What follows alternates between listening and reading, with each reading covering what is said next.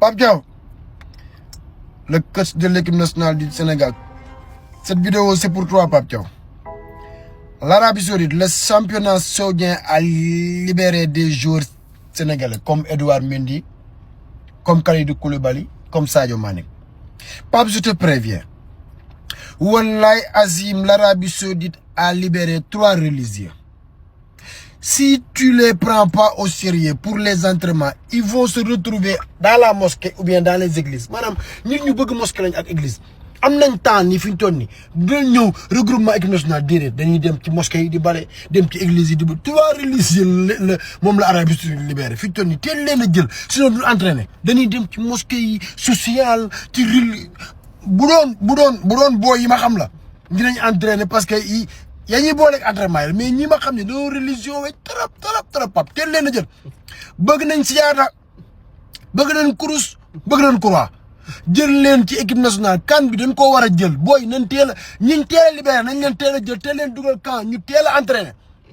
Mendy bëgg na église Sadio bëgg na juma Koulibaly bëgg na juma ak ay jàllabe yu tikk la ay jàllabe Koulibaly yow di ko gis ay mbaxane Sadio Pape Diaw man daa wax naa li ma xam teel nañ leen libéré teel a récupéré booy ñu teel a entraîné xam naa li ma la wax dañoo bëgg ay mosquée ak ay église ñii duñu bolowuñu gars yi asalaamaaleykum on a une bonne nouvelle concernant donc kii bi Habib Diarra pour la CAN waa Sunderland pare nañ pour libérer ko le 8 nag le CAF ak FIFA décidé ne club yi nañuy libérer seen joueurs donc Habib Diarra gis nañ ne déjà entraînement mu sol yéreem ñëw gars yi ne noonu si tout va bien CAN bi war na ko mën a jouer pour man loolu c'est une bonne nouvelle parce que dafa bokk si moteur yi équipe nationale du Sénégal keneen ki ba son cas moo gën a xaw a compliqué parce que nee nañ si tout va bien lundi bi day démarrer entraînement le 6 ñoom ak Inter war na mën a jouer mais ñoo ngi wax ne ku mettul le 15 lay gën a apte loolu nag xam nuance moo ngi fa quoi maanaam boo nee la 15 te Sénégal da war a jouer le 13 te le 8 nga war a joxe ses joueurs boo nee la 15 c'est comme si da nga bëgg a dof pour tes joueurs bi loolu moom xam naa ne miiru Fabregas lay joue. léegi mi ngi am ay blessures avant CAN bi te ay éléments clés ñu nekk blessé ki si doolee ko démb mooy Cheikh Tidiane Sabaly seen match démb contre Stade Rennais ci la amee blessure teel a blessé génn espérons que yàlla bu mu nekk blessure bu garaaw dañ ko ñaanal mais avant loolu fekkoon na Assane Diao blessé. Habib Diarra blessé Ismaïla Jakobs blessé woon ak dernier match bi mu joué ak Galatasaray mi ngi noonu Habib Diallo aussi blessé ak Metz mais man blessure bi ma si gën a tiital mooy Habib Diarra parce que moom blessure am dafa mel ni li ñu ko foogee woon ak ni mu la bokkul parce que jàppoon nañ ne du blessure buy durer quand même mais de plus en plus blessure bi day gën a yàgg parce que boo xoolee seen coach sax bii Diallo muy Sunderland seen coach bu génnoon a wax ne Habib Diarra pareegul pour jouer pour ma laa jouer de mais entraînement rek pareegul pour def ko. En tout cas yàlla nañu wér ñoom ñëpp avant CAN bi mais un mois moo des déjà am nañ Assane Diao blessé na Habib Diarra blessé na Cheikh Tidiane Sabaly blessé na Habib Diallo blessé na Ismaïla Jakobs aussi blessé na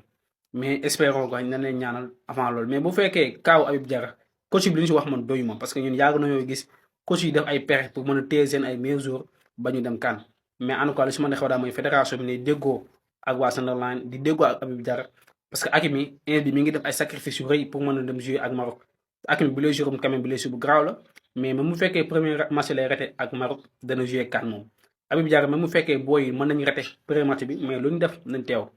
parce que chute bi mën nañu jouer au cas où bu ñu génnoon pour exemple. am na ñaari bonne nouvelle Habib Diarra Assane Diao mais la cas de Assane Diao kooku waa Como il faut que fédération bi wax ak ñoom ñu jël seen yooyu teg ko ci suuf ma ñëw ci Habib Diarra. Habib Diarra il paraît que d'après les informations mën na bokk ci groupe ki nga xamante ni mooy Sunderland ci seen prochain match kooku ce qui veut dire que mën nañ ko convoquer équipe nationale instant bii nii bu dee kaaw ki nga xamante ni moom mooy Assane Diao ki nga xamante ne nii moom mooy Como li ñu bëgg mooy dañ ko bëgg a bloquer parce que ñoom nee nañ disponible na c'est-à-dire wér na pare na lépp nice mais ay côté la 15 yooyu ce qui veut dire que maanaam dañoo bëgg a gànkal affaire yi quoi pour Sénégal bañ ko woo kooku il faut que fédération bi def ci ay jéego pour que Como libéré joueur bi mu ñëw loolu il faut que fédération bi def ci ay jéego Habib Diarra moom ka am dañ ko réglé méttiwul kii la ñu war a waxal parce que à chaque fois que mu war a ñëw équipe nationale dafa mel ni Como dañuy kale ay affaire am ñoom xam nañ ne wér na mais saa dañ koy bëgg a kale. Sénégal seen 5 joueurs clés dañoo blessé avant Coupe d'Afrique bi gars yi xool leen joueurs yi blessé actuellement Assane Diao Habib Diallo Cheikh Sabaly Habib Diallo Ismaïla Jakobs gars yi 5 joueurs clés yi instant nii ba léegi dañoo blessé te Coupe d'Afrique bi 1 mois kese moo si des. Arabie Saoudite mu libéré nañ seen joueurs yi gars yi xool leen Koulibaly ak Mendy ñoom instant yi nii libéré nañ leen ba ñooy war a ñëw pour préparer CAN bi ak Sénégal Koulibaly ak Mendy. Gana Gueye mujj nañ ko ak 3 matchs du joué Gana Gueye. Cheikh Tidiane Sabaly tey match bi mujjee ko yeggale dafa génn si blessure yi espérons nag blessure yi bañ a sori ndax CAN bi lu si des bëreetul 1 mois kese moo si des kon booy ñu ngi lay ñaan nga ñëw jàmm balaa CAN. L'article de Weave Sport nous apprend aujourd'hui que Sunderland devrait bien libérer Habib Diarra pour la CAN malgré sa blessure. Et ça, les gars, c'est une excellente nouvelle. Maintenant, vous le savez, et vous savez qu'il y a surtout 2 joueurs qui, pour moi, qui soient à 100% ou qui viennent juste de revenir de blessure, ils doivent être dans tous les cas dans la liste de la sélection sénégalaise. Ces 2 joueurs-là, c'est Pape Gueye et Habib Diarra. Ces 2 mecs-là, c'est 2 game changers. Eux, dès qu'ils jouent pour la sélection, ils ne font jamais de mauvais matchs. Et ce que j'apprécie avec eux, et là, on parle de Habib Diarra, c'est la personnalité qu'ils ont. Et ça, justement, c'est ce qui fait que, pour moi, il est devant Pape Matar Sarr et il est devant Lamine Camara. La dalle que Habib Diarra a sur le terrain et la personnalité qu'il a pour le fait de se projeter, c'est vraiment pas un hasard. Et je vous ai dit que ça, c'est exactement le type de joueur que j'aime. C'est des mecs à qui tu mets un poste, ils ont des rôles de base, c'est-à-dire être milieu de terrain, voilà, box-to-box et tout. Mais quand le match est un peu difficile pour nous et qu'on trouve des galères pour marquer, et ben ces mecs-là, avec leur personnalité, ils se projettent. Vous pensez que c'est un hasard quand Habib Diarra, ses premiers matchs à son poste, parce que je rappelle qu'avec notre ancien grand coach qui est Aliou Cissé le faisait jouer latéral droit. Mais à partir du moment où notre nouveau coach l'a fait jouer à son poste, il a fait que marquer presque à chaque match. Presque à tous les matchs, il marquait des buts, il mettait des doublés, etc. Il y avait le match à domicile où il avait planté son doublé. Et directement, là, il avait conquis le cœur des Sénégalais. Pourquoi? Parce que nous, les Sénégalais, on aime bien les joueurs forts, mais on aime plus quand ces joueurs-là, ils ont de la personnalité. Donc, comme je vous ai dit, c'est une excellente nouvelle. Parce qu'il soit à 20% ou à 100%, ce que l'on souhaite, Inch'Allah, Habib Diarra, pour moi, c'est un titulaire indiscutable en sélection. Et limite, pour moi, à l'instant T, c'est déjà l'un des cadres. Il est là depuis pas longtemps, mais pour moi, c'est déjà un cadre. Sur le terrain, il a trop de leadership avec Pape Gueye. Et pour moi, quand les deux sont alignés au milieu, dès que je vois une compo où les deux sont là, je suis serein. Je sais que, en tout cas, en Afrique, après Coupe du Monde, ce sera une autre histoire, on verra. Mais en Afrique, s'il y a les deux là pendant la compétition, on va au bout, c'est sûr et certain. Donc, bon rétablissement à Habib. Et aussi, d'un autre côté aussi, je tiens à dire merci Sunderland, parce qu'il y a des clubs qui peuvent dire, oui, c'est nous qui achetons le joueur, c'est nous qui payons son salaire. Notre joueur, il a raté beaucoup de matchs avec nous, donc on ne veut pas qu'il est en sélection. Surtout ça, il le dit surtout avec les